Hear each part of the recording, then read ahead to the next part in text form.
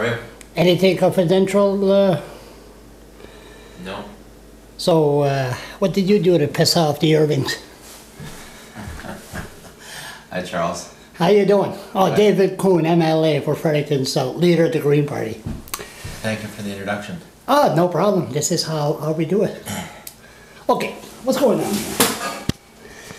See, this is not take one, take two, take three. This is not like your 1 minute with David Coon. See, look, I'm all dressed up. See, different. It must be raining out, isn't it? It is raining. Yeah. Okay, what's going on? What's going on? The Irvings are pissed off. What's the headline on the Irving Fredericton paper? What's the headline? I can't remember. David Coon. Doesn't matter. Doesn't matter. Okay. Doesn't matter. What's going on is that New Brunswick's sawmills, have been hit with a 20% tariff. It's totally unfair. Some of them don't even use any wood from Crown land whatsoever. And they've got to pay 90 days worth of that money retroactively backwards, which is a huge expense, and particularly difficult for some smaller mills. So that's what's happening. That's from the U.S., the tariff. So the U.S. lumber lobby, so let's back up. The softwood lumber agreement expired in the fall of 2015. And under the softwood lumber agreement, the Maritimes, all the sawmills in the Maritimes were exempted from the tariffs that mills elsewhere in Canada had to pay. Why? Because of the amount of wood that's supplied to those mills from Crown land. So the U.S. lumber lobby in the past has successfully convinced the U.S. government that if a substantial supply of the softwood to sawmills is coming from Crown land, then that represents a subsidy, because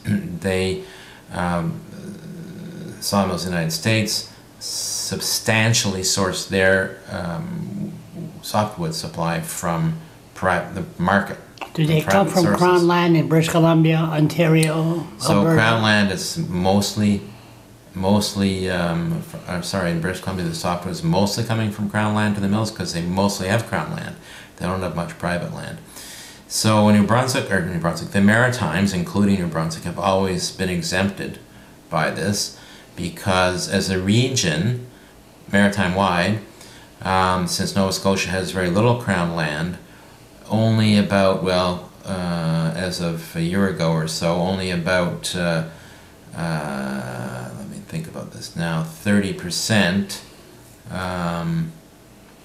of 32% of the wood supply, softwood supply, to the sawmills across the entire region was coming from Crown land. And in the past, the Maritime Lumber Bureau has always kind of been the lobby for all of the mills across the Maritimes to make the point that this is unlike the rest of Canada, where as a region, the mills, regional-wide in the Maritimes, don't get a sizable portion of their softwood supply from Crown land. So the Irving quit that board and went on their own. So now, this time around, the Maritime Lumber Bureau is not representing all of the mills in the Maritimes. In the past, I hired the lawyer and did the lobbying and all of that, successfully making the point that as a region we're quite different from the rest of Canada, and so always were exempt from those tariffs. Now it's happening province by province instead of being led by the Maritime Lumber Bureau. So when you do that and you look at the individual provinces, if you look at New Brunswick, it's easy to see, because it's all published and public, that roughly half of the softwood supply of softwood timber to the sawmills comes from Crown land. So it's a higher proportion than when you look at it as a region. So that, when that first became apparent to me in the fall of 2015, I raised that publicly, and I said, this is an issue that's of concern, that New Brunswick could be at greater risk if we're only focusing on province by province rather than taking the regional approach. That puts the mills at greater risk. And so the premier at the time said, well, we need to keep an eye on it. Which premier was that? Elward? Gallant. Gallant. The premier at the time, I thought you said. Yeah. So it was the fall of 2015. Okay, got it. So there's a big story in the Telegraph Journal. It was outlining me raising the concern that really it's better for New Brunswick to be part of a maritime initiative and get an exemption maritime-wide instead of what became known in the fall of 2015 was that New Brunswick was going to be going it alone in terms of dealing with the renewal of the softwood lumber agreement. So instead of being part of a maritime organization, maritime-wide initiative, it was going to be each province by itself, New Brunswick by itself, Nova Scotia by itself, and so on. So that changed the water on the beans in a sense because of the higher proportion of wood, when you look just within the borders of New Brunswick, that comes from Crown land, roughly half to the mills, softwood. So I'm letting you talk big time. Maybe anybody wants to know the details. What was on? Anyways, give me the article, and it's in the. I wrote a commentary in the Gleaner a week ago, and it's there. You can see, and then on top of that, we had that was of concern, and I raised it at the time. The potential trade implications of when the Tories under David Alward agreed to provide a lot more softwood from the Crown lands to J.D. Irving, and also signed agreements with 2 other companies to increase the amount of softwood from Crown lands that they could cut. At the same time signing away the ability for 25 years to actually change that. So the government can no longer change how much they're going to cut over the next 25 years. They signed away that authority as part of the contracts. Anyway, so at the time, there were all kinds of implications, and one of them was potential trade implications. That was in 2014.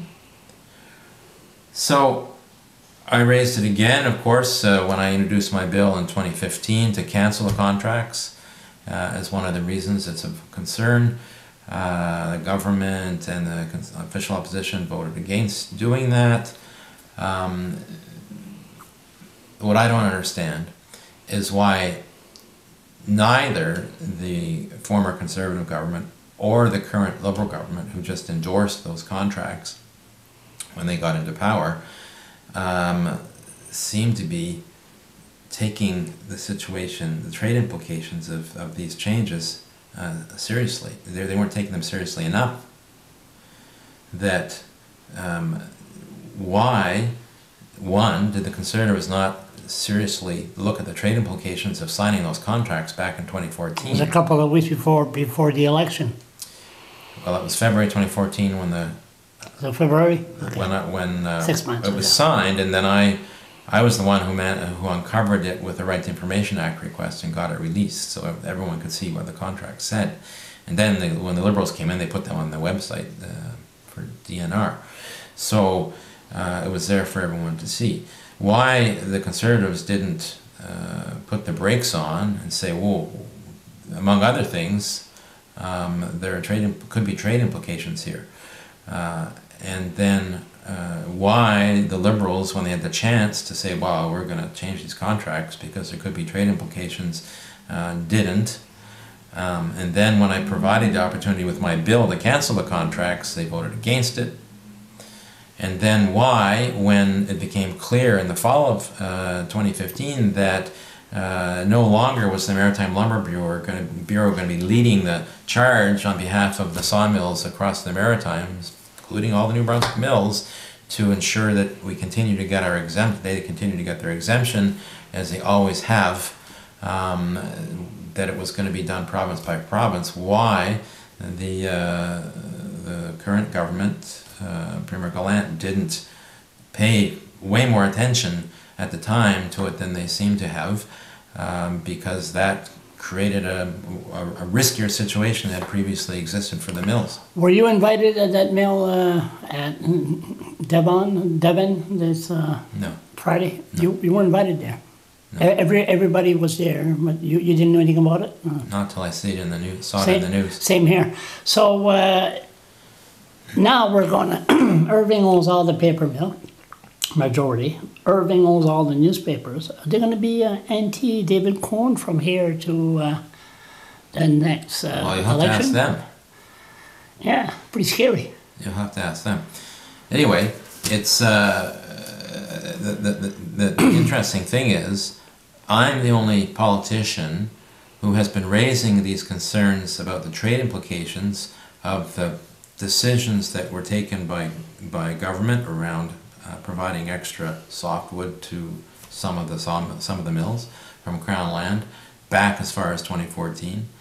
No one else has been speaking to it. Of course not. So I'm the one who's been saying, wait, there's a problem here. Yeah.